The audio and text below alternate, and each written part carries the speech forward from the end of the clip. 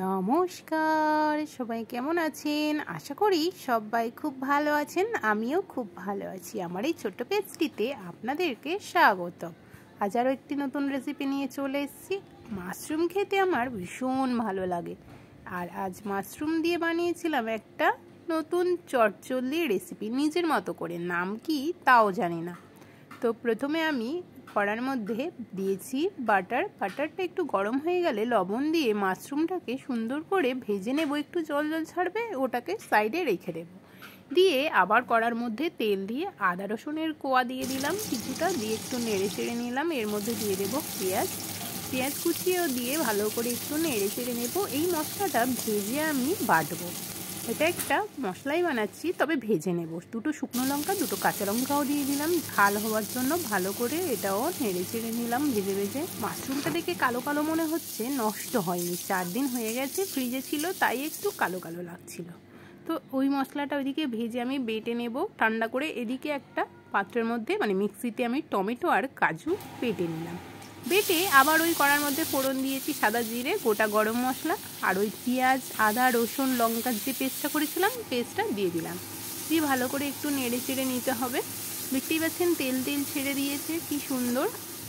এবারে একটু এখানে দিয়ে দিলাম আমি পরিমাণ মতো লবণ আর হলুদ গুঁড়ো, সঙ্গে দিলাম কালার আসার জন্য কাশ্মীরি রেড চিলি পাউডার, ধনে গুঁড়ো, জিরে গুঁড়ো দিয়ে বেশ ভালো করে আবারও মশলাটা নেড়ে চেড়ে নিতে হবে। গ্যাসটাকে সিমে রেখে আমি মশলাটা করব। কড়াতে আদা রসুন পেঁয়াজটা ভেজেছিলাম বলে একটু কালো কালো লাগছিল। তো মশলাটা অনেকটা হয়ে এসছে। এখন আমি ওই টমেটো কাজুর পেস্টটা দিয়ে দিলাম, দিয়ে আবারও বেশ ভালো করে নেড়ে চেড়ে নিচ্ছি। দেখতেই পাচ্ছেন মাশরুমের এই রেসিপিটি কিন্তু আমি নিজের মতো করে বানিয়েছি, খেতে হয়েছিল দুর্দান্ত। তাই ভাবলাম ভিডিওটা আপনাদের সঙ্গে শেয়ার করি।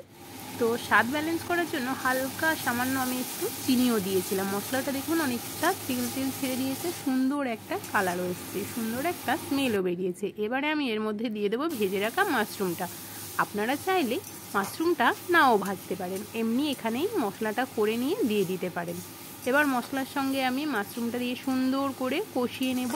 দেখতেই পাচ্ছেন মাশরুমটা সুন্দর একটা কালার এসছে। এবারে বেশ ভালো করে এটা নেড়ে চেড়ে নেব, গ্যাসটাকে সিমে রেখে। আমি একটু ঝোল মতো করব, ভাত দিয়ে খাবো তাই। তো রুটি দিয়ে খেতে চাইলে অল্প জল দেবেন, আর ভাত দিয়ে খেতে চাইলে বা রাইস দিয়ে খেতে চাইলে একটু জলটা বেশি দেবেন। আমি এখানে পুরোপুরি বড় একটা বাটির 1 বাটি জল দিয়ে দিয়েছি। দেখতেই পাচ্ছেন জলটা কিন্তু গরম করেই দিয়েছিলাম। এবারে বেশ অনেকটা সময় ধরে আমি ফুটিয়ে নেব। ফোটা শুরু হয়ে গেছে, দেখতেই পাচ্ছেন। বেশ কিছুক্ষণ একটু ফুটিয়ে নিয়ে নাড়িয়ে টাড়িয়ে নিচ্ছি।